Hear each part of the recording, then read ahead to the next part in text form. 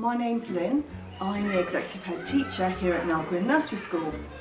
We're not very far into 2020 at the moment, so Happy New Year. There's still quite a bit of it to go. We were delighted just before Christmas to hear that we'd won a Gender Initiator Award from the Mayor's Office here at Nell Gwynn. This is for the work we're doing on equality. So we've got two strands to this work. We're looking at our language, how we talk to children, to make sure we're not using any gendered or stereotypical language. For example, much as many of your children are totally gorgeous, we're trying to praise them for what they're doing rather than how they look. So we may say, "Oh, you found a really interesting leaf on the way to school. Let's go and have a closer look at it." Or we might praise them for their behaviour, such as, "Thank you for being really caring to your friend. That was a really nice thing to do." In our provision, I don't know if you're aware of this, but by the time children are reaching their GCSEs and their A-levels, particularly for girls, a lot of interest has sort of fallen away in the science subjects. So we're looking at what we can do right from the start to engender all children's interests in science subjects through experimentation and examining the world around them. So we hope to instill this lifelong love of learning of all subjects. We're also working very hard with your children as they come into nursery at something called emotional coaching. So all staff have had training in emotional coaching, and it's so we can help your child learn how to regulate their emotions, so that we can acknowledge when they're feeling sad or angry, but to help them name these feelings as they arise. And but also for children to learn, because often there's a tendency to say everything's fine, everything's wonderful, life's wonderful. But as we all experience, life has challenges, and we want to engender resilience in your children so that they can face life challenges full on, meet those challenges and progress through them and learn from them and grow as individuals. A little bit more on the inclusivity work we're doing.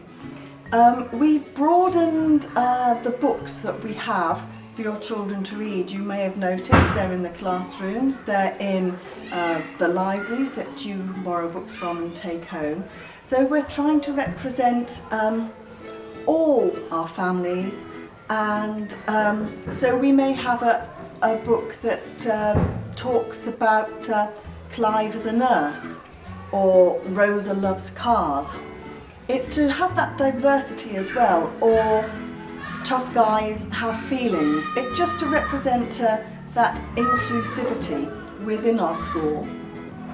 And also on relationships, we have many different types of families within our school. We have single parent families, we have families where perhaps a child is being brought up by a grandparent, or a child is brought up by a parent, and we want to reflect all of these families within our schools.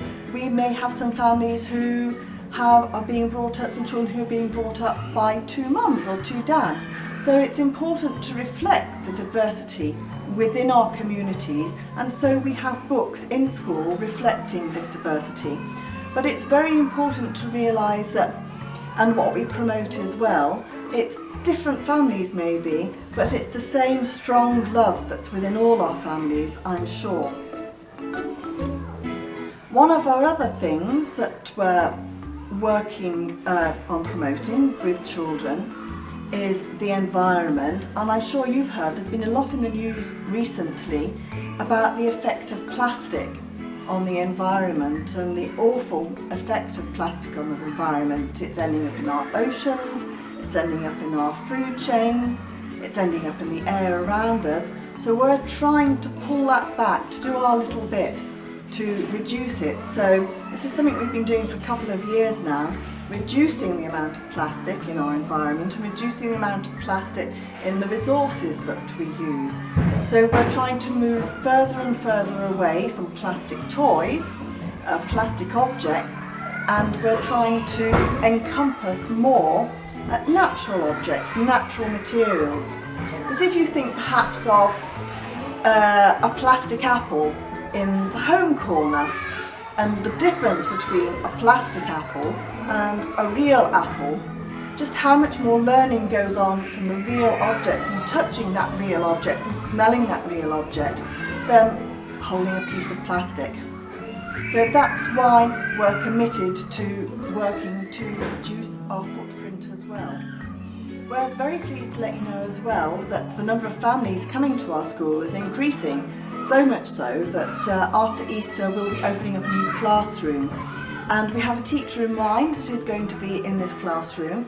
You may have seen them about school a little bit. Their name is James, and they'll be opening up Woodpecker Room again after Easter. And we're very happy to have James on board. And also you will have noticed as well that while Amelie is on maternity leave, Alison has joined us and is doing fantastic work with your children in her classroom.